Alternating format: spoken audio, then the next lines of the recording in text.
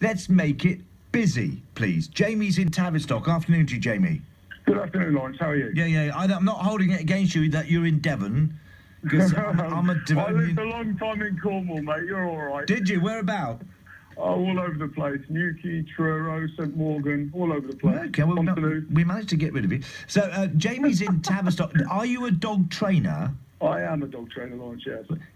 Can all dogs be trained not to chase other animals? Yes. All dogs can be trained not to chase other animals, Lawrence. Every dog possesses a predatory chain. Various breeds have had it truncated at various levels throughout their breeding, but every dog is responsive to the laws of learning, and every dog can be trained not to chase sheep or any other animal for that matter. So if I owned a dog, I don't. If I did, is it? I mean, it's going to take a long time, isn't it? Because the natural instinct, I suppose, of certain breeds is to chase.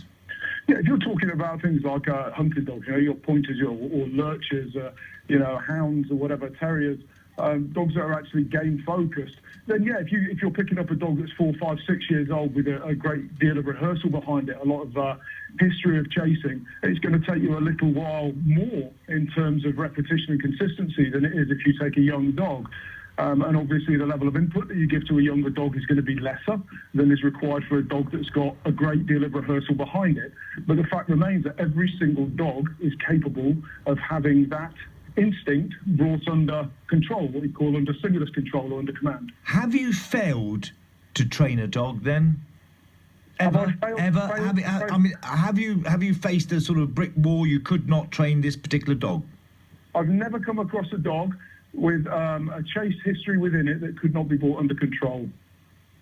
How long would it take them? Because clearly there are people who own dogs in Cornwall. I mean, I've now been sent, and I haven't looked at all the pictures yet. The farmer who I know in St Allen has sent me very graphic pictures of the appalling aftermath of these. Yeah. And it wasn't 9. He had, reading the email briefly, whilst I've been on there, I think 18 lambs have been attacked. Yeah. And I can't publish some of them. They're so graphic, I cannot publish them.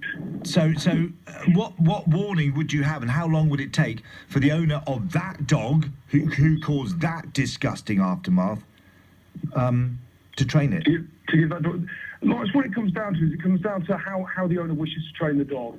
And a lot of people, the culture that we have that's surfacing in the dog training community amongst owners and trainers is that any form of correction for a dog is considered to be incorrect, or it's considered to be inhumane, or it's considered to be wrong, and that we ought to be able to train every dog everything using reward only. And the fact is, as I think it was 19 lambs that you say there testify, there are times, and I've said this before, if I'm carrying whatever it happens to be on me as a reward for my dog, the environment throws up an ace and it trumps my jack. That's the top and bottom of it. So I need to be in a position to be able to match that ace. And if that involves correcting my dog at the moment that the dog is about to chase, then I will correct the dog at the moment the dog is about to chase.